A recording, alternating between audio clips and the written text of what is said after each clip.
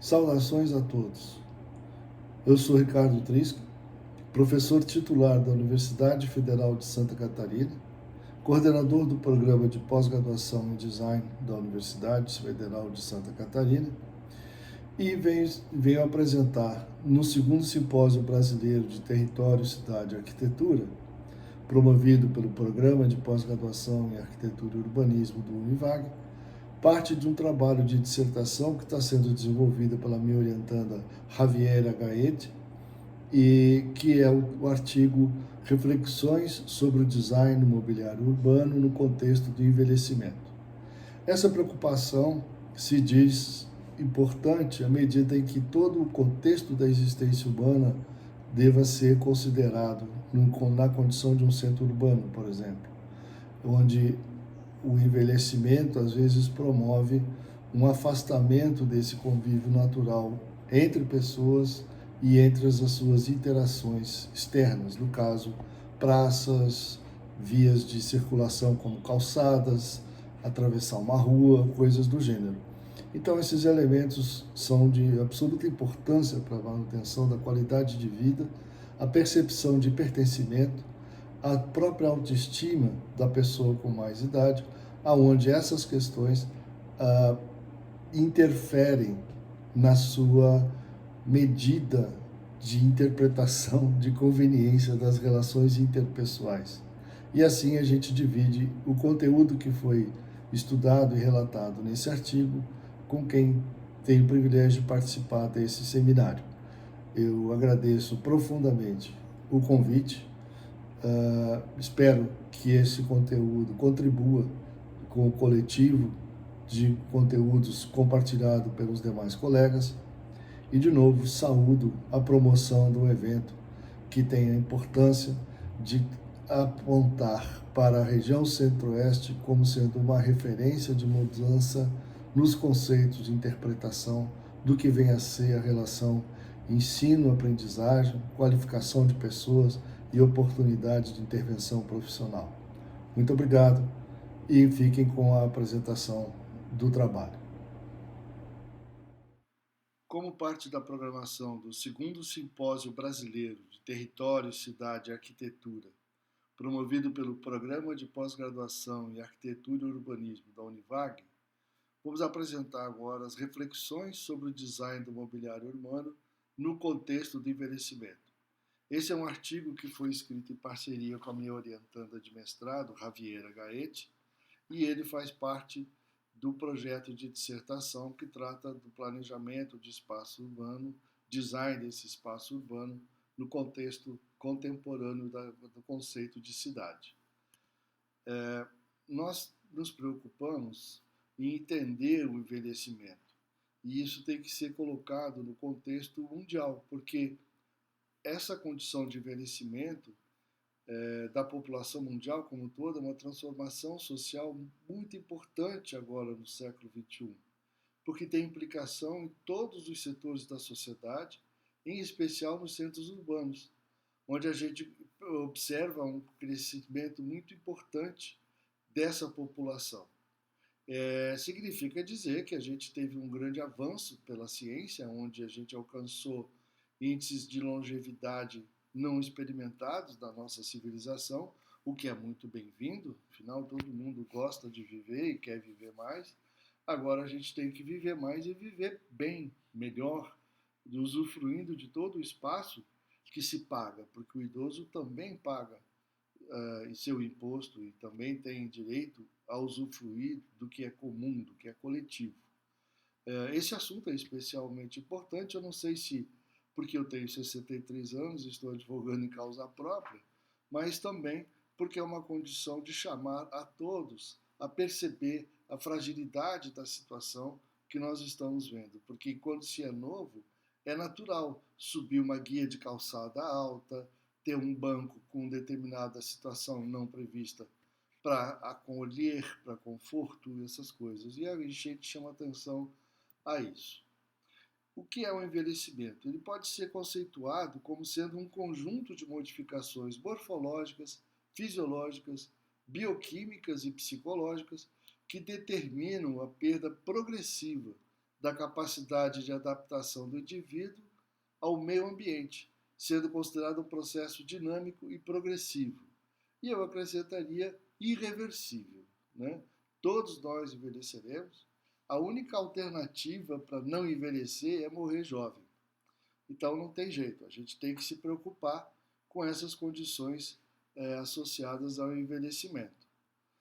Nesse espaço particular, nesse artigo, a gente discute a relação entre o mobiliário urbano e o envelhecimento, entendendo como esse interage no comportamento e nas ações cotidianas do idoso, buscando identificar aspectos relevantes que intervêm no processo projetual. Sim, porque toda a ação de produção de um determinado produto depende, né, o seu sucesso depende de como foi concebido, como foi pensado esse projeto, o processo projetual associado à elaboração desse bem, desse item, não sei como conceituaria. Então é importante que a gente resgate o elemento da concepção de espaço público contemporâneo, que esse processo ele deve responder à necessidade dessa população. Então, não é simplesmente você imaginar como seria, é você fazer um estudo de quais são de fato as características e necessidades daquela população naquele contexto urbano, sobre aqueles limites de localização, sobre aquelas características e o que precisaria ter apoio. Um corrimão, se é uma via inclinada, uma melhor pavimentação para garantir que a pessoa não tropece. Então tem que ver quais são essas necessidades dessa população, sendo toda a condição de mobiliário urbano um elemento que possibilita a socialização e o lazer, além de contribuir para criar esse espaço de bem-estar na cidade. Essa condição de pertencimento também é importante resgatar. Não é hostilizar, não é afastar, isolar ou coisa parecida. Então não é fazer o velhinho ficar alegre, é dar condições para que ele participe do cotidiano da cidade. Porque a condição de lazer é um elemento vital para a sobrevivência humana, para trabalhar a condição de autoestima, toda a sua percepção de felicidade e todas as condições antidepressivas, não é, associadas a todo esse processo de perda de qualidades físicas, por exemplo.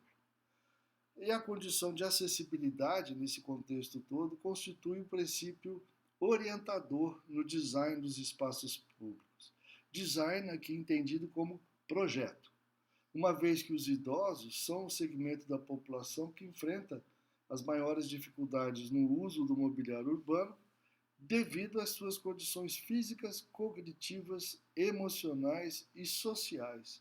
Sim, porque a condição de perda de movimento, coisa assim, interfere na sua percepção pessoal de ser capaz de uma tarefa. Se abaixar para pegar um copo d'água, levantar uma escada, subir um degrau para poder alcançar uma lanchonete, por exemplo, coisas do gênero. E isso tudo compõe esse mosaico de elementos de interesse para caracterizar a condição de bem-estar, né? Então, esses espaços públicos recreativos, por exemplo, que são representados por praças e parques, são instâncias importantes no processo de desenvolvimento psicossocial dos idosos, para a sua convivência saudável, para o seu lazer e para os seus tempos livres. Sim, porque o idoso tem também que entender a condição de tempo livre. Não é que ele não faça nada, ele faz as suas coisas e em algum momento tempo livre, para justamente poder usufruir do que é coletivo e socializar. Então, esses espaços públicos abertos, eles são considerados vitais para o bem-estar das pessoas. Todos os elementos que constituem esses espaços públicos abertos, como o mobiliário urbano, infraestrutura de uso, além do paisagismo, são importantes para qualificar e prever a apropriação do lugar.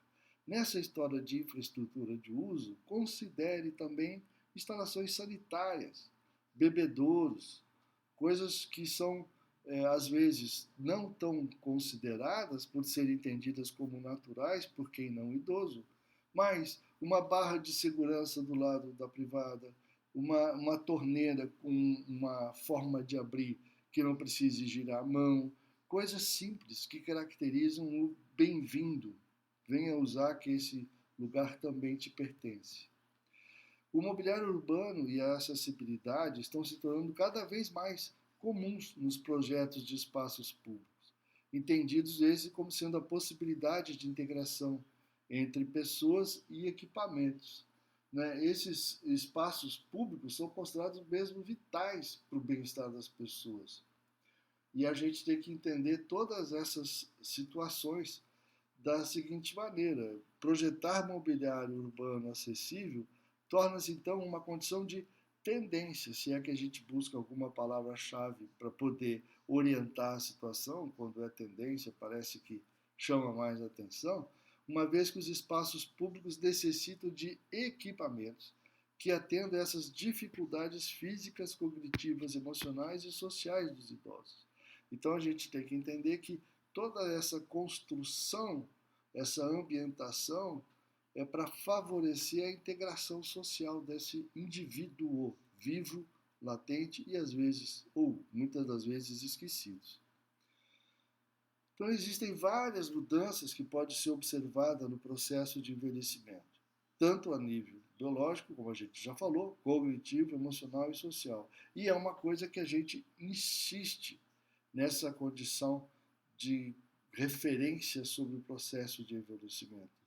Pelo menos 3 vezes nós já usamos a mesma construção biológico, cognitivo, emocional e social para caracterizar ou evidenciar ou chamar a atenção, como queiram, a essa condição de conjunto de referências importantes para entender esse processo de envelhecimento e a sua relação com o meio aonde habita.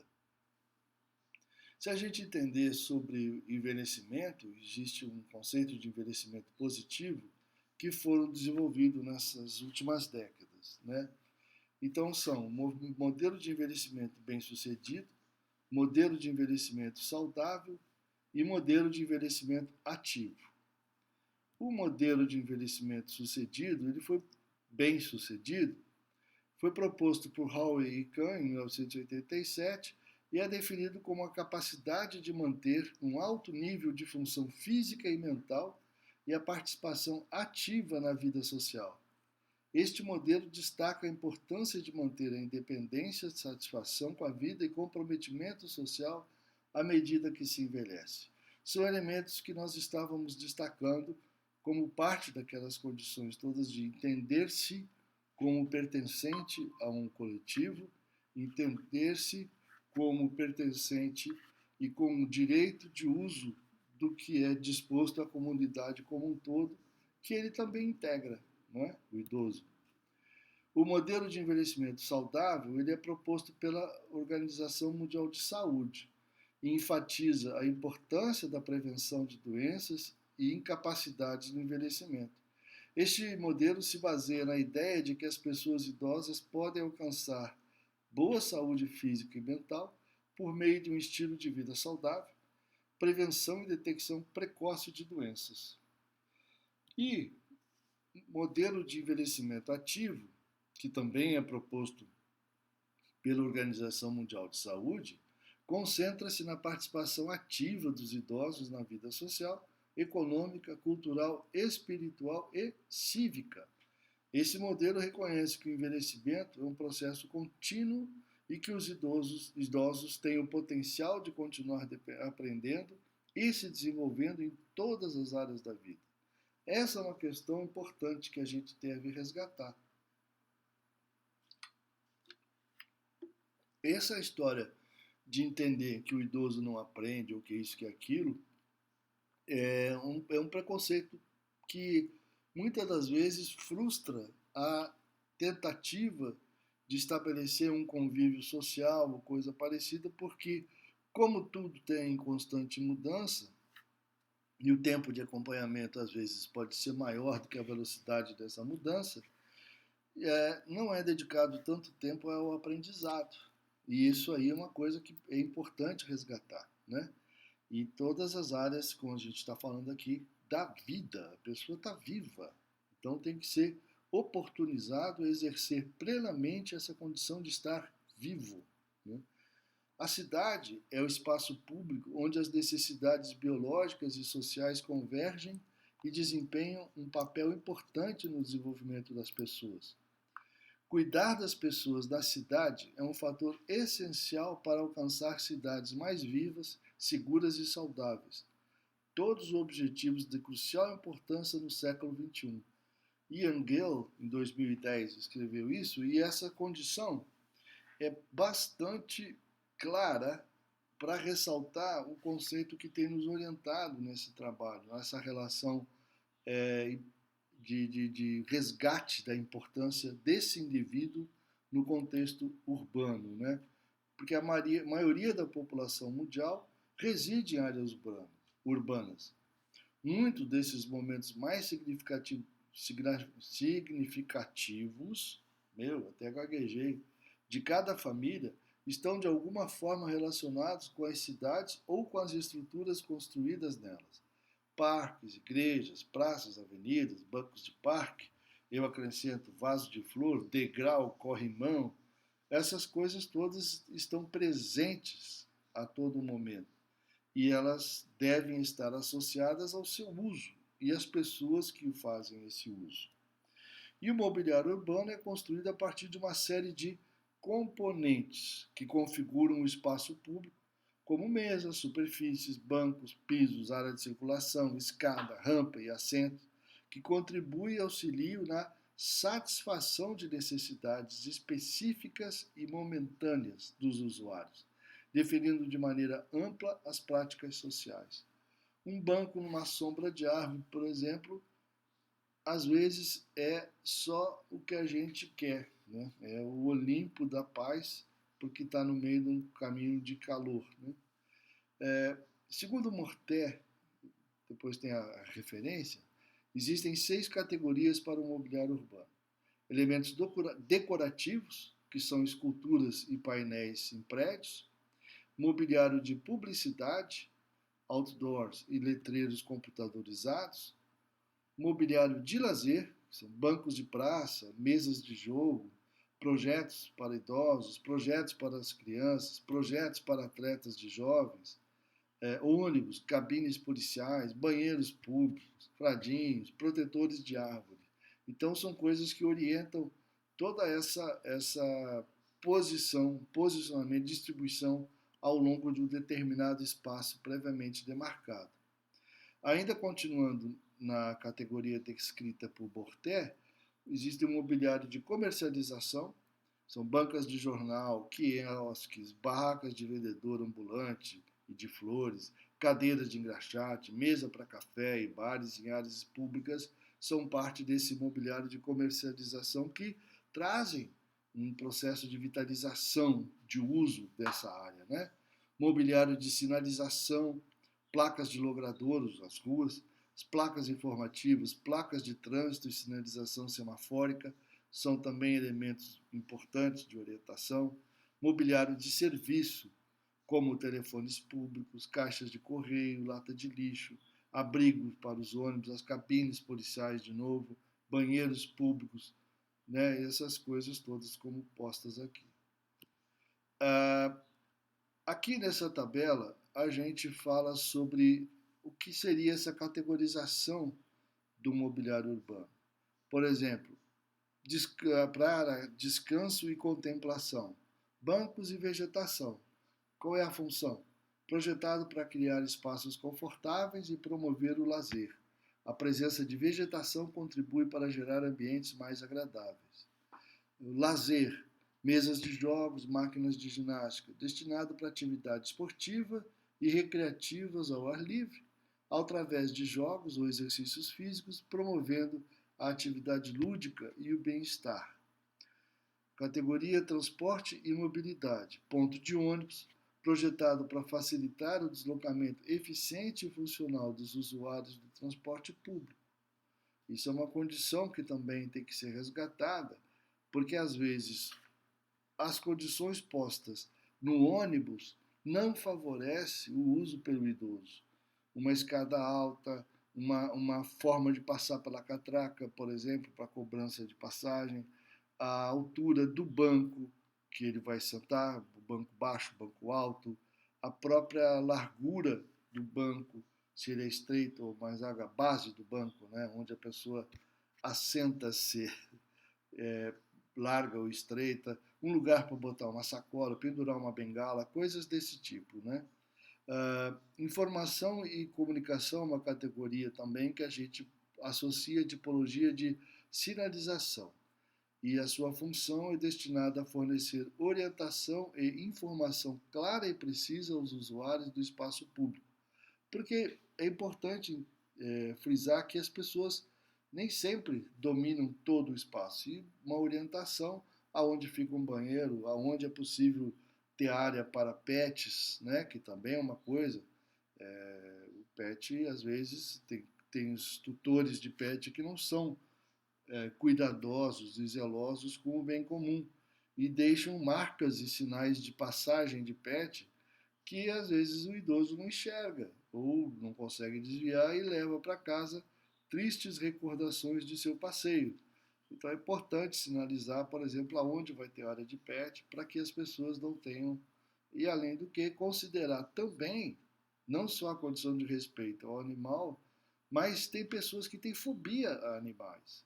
E essas pessoas também têm o direito de circular livremente em espaços públicos. Isso é uma condição que tem que ser resgatada também nesse processo. Categoria acessibilidade, tipologia pisos e rampas, projetado para garantir a acessibilidade universal, facilitando o deslocamento de pessoas de todas as capacidades, especialmente aqui pessoas que dependam ou de prótese, órtese, de muleta, de cadeira de roda, coisa do gênero, né? Categoria serviços, tipologia banheiro público, lixeiras e bebedouros, focado em fornecer instalação sanitária, claro, né? E facilitar a gestão adequada de resíduos em espaços públicos. Comércio são quiosques, que são estruturas fixas ou móveis, localizadas em espaços públicos, projetadas para a venda de produtos ou serviços. E outros, por exemplo, luminárias, né? Destinada a melhorar a visibilidade e a segurança dos espaços públicos, né? Iluminação noturna não é espalhar candeeiro pelos lados, né? Claro, tem toda uma condição projetual de luzes para dar um efeito importante, para destacar uma ou outra condição dentro do espaço, porém, a orientação de circulação também deve ser considerada, né? Essa é uma categorização do mobiliário urbano que nós propomos também. Entre essas diversas dimensões utilizadas para avaliar os espaços públicos, a gente encontra a acessibilidade. O termo surge da necessidade de melhorar as condições de acesso e uso para as pessoas com deficiência. Segundo a norma brasileira NBR 9050-041 da Associação Brasileira de Normas Técnicas, a ABNT, em 2004, ela fala que a acessibilidade significa a possibilidade e condição de alcance, percepção e compreensão para o uso seguro e autonomia de edifícios, espaços mobiliário, equipamentos e elementos urbanos. Então, essas condições todas já são contempladas dentro do contexto ou conceito de acessibilidade, né? Essa tabela ela apresenta o mobiliário urbano em relação às mudanças ocorridas no envelhecimento. E essa situação ela é um pouco mais delicada se a gente imaginar que seria feita uma categorização dessas condições de uso desse mobiliário, né? Vamos falar assim. Então, essa associação que a gente faz é em relação a mudanças do envelhecimento, sob um ponto de vista geral ou ponto de vista, como é que chama? Específico, né?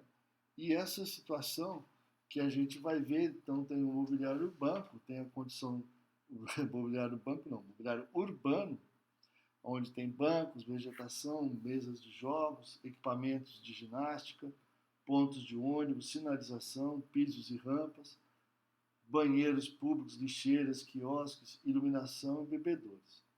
Então imagina aqui a categoria geral, né? Biológico funcional, o específico, mobiliário, mobilidade reduzida, flexibilidade. Então, quando a gente pensar a história de bancos, é importante, mesas de jogos faz parte desse interesse, equipamentos de ginástica, pontos de ônibus, pisos e rampas, banheiros públicos, lixeiras, quiosques, fazem parte desse elemento específico dessa mudança, né?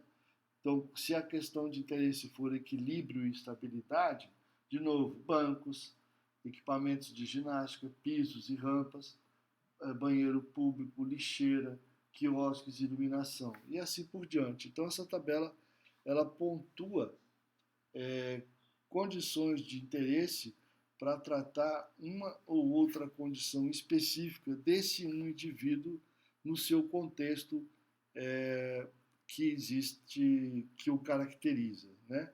Por exemplo, quando a gente vai falar da condição de cognição, né, que seria a parte cognitiva, os elementos específicos são memória e confusão e demência.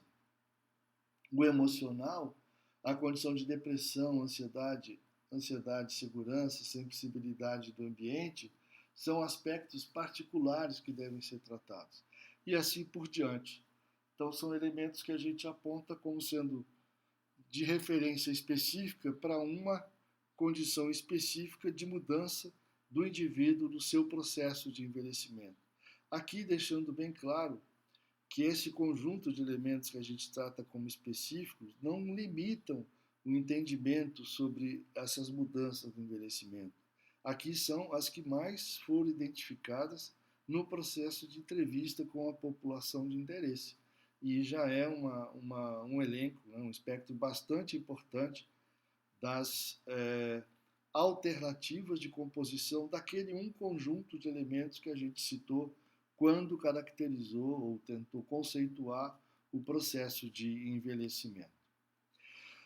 Assim, então, o design do mobiliário urbano é atualmente esse desafio para que os projetistas prestem atenção. Desculpa a forma de falar, mas é isso, a gente tem que prestar atenção nesses aspectos e considerar mesmo como sendo um desafio, levando em consideração, por um lado, o crescimento demográfico da população idosa e, pelo outro lado, o desenvolvimento de parques e praças das cidades onde ocorre a vida urbana. Veja, por exemplo, propaganda de lançamento de prédio. O que eles destacam?